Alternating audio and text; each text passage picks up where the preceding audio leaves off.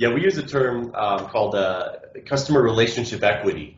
We have small businesses and they're very busy, and they've got a lot of needs. They're trying to solve business problems. They're trying to grow. They're trying to maximize the use of the revenue they have. And so when we talk with them, we've got to spend that revenue, that equity carefully. Hey, I got 5 minutes with you this quarter, or I got an hour with you this quarter, and we're going to talk about important things. And I think that's one of the big impacts of NCE is, we have a lot of security efforts we're pushing towards, some compliance frameworks we're trying to get our customers into, and migrations to team systems, that continues to be a big push, and we'll be redirecting a lot of those efforts into contract conversations around NCE this quarter, and it will delay some of those security pushes and teams migrations, and that's a challenge.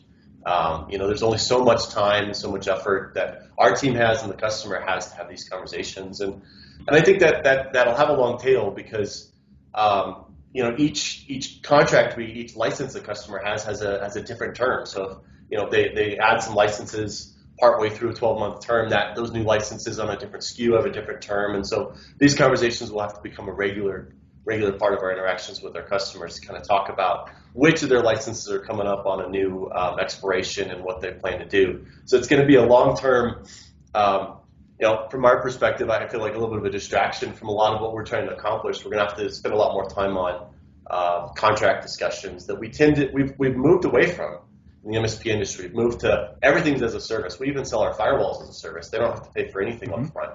It's a monthly fee for firewalls and security software, and now we're moving back to the more traditional, CapEx, and we're having to figure out how they can finance it or how we're going to have that long-term commitment conversation. So it's a big change.